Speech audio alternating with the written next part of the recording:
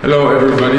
Now today's subject will be stairs. So you're using them all the time. Today you will develop one. So the first part will be about from where to where the stair spans.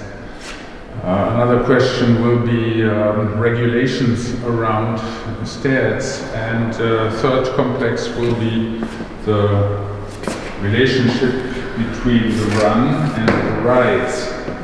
So what's the slope of the stair, and how many landings do I need in a stair to comply to the regulations that we use in Germany?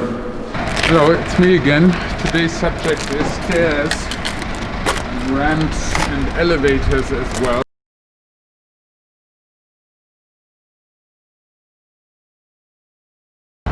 So here we have a small staircase. The steps are 13 centimeters high and 45 centimeters wide, and you can see the length of a ramp which has 6% slope, and it also has a little landing in the middle because otherwise it would get too long. So stairs are a scenery as well. On the stair you can walk up, walk down. Remember the scene where Scarlett O'Hara comes down the monumental staircase in the villa in Gone with the Wind. And it can have a nicer lighting as well, as can be seen in this case. Not very energy efficient, but beautiful. Well, this is a point where most people think that these three lines here should be meeting in one point, but it's not so easy because we have to think of how it looks from below as well. And as you can see, if you add the stucco, then sometimes the three lines won't meet in one point as was intended originally. You can see that here at TUM our building has been upgraded recently to correspond to more contemporary fire regulations. So you can see that this is a necessary stairwell here behind me, and as to qualify it, I have a fire door here. So the fire door is filled with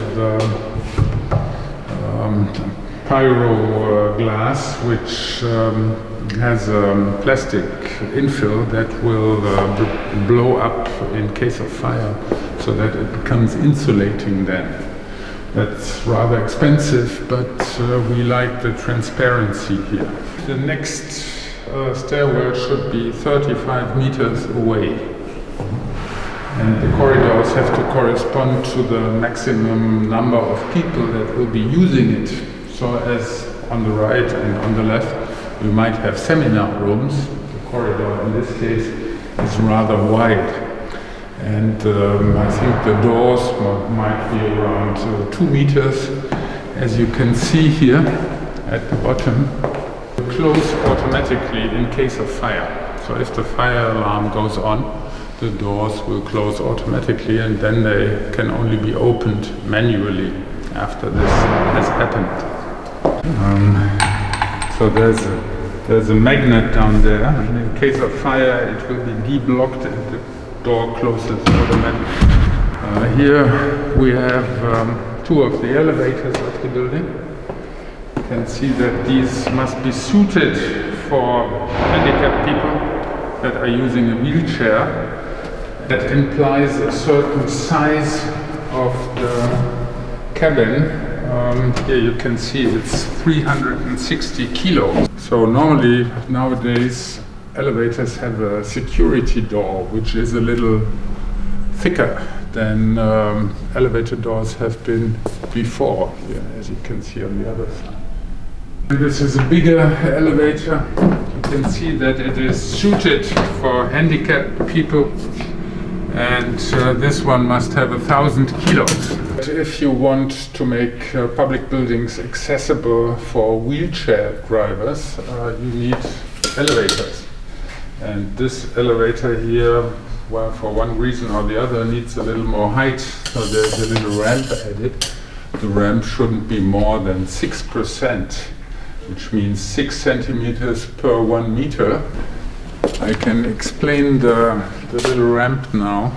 This elevator here was added afterwards, and the little ramp was necessary because the floor of the elevator has a certain height, and this had to be put someplace. I could spend a lifetime in this elevator if this was the Empire State Building, but it isn't.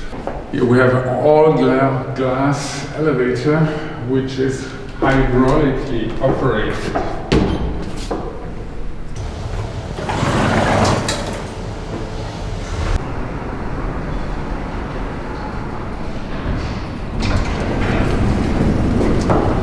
This is an all-glass elevator which is hydraulically operated, so it's rather slow. If you want it to be faster, then it has to be electromechanical. So this ramp is a ramp for cars. It must be around 10% or so. So with a wheelchair, I wouldn't really be able to get up. And you can see there's a stair ramp on the side, which is good for winter when all this is icy. And I might slide going down this ramp.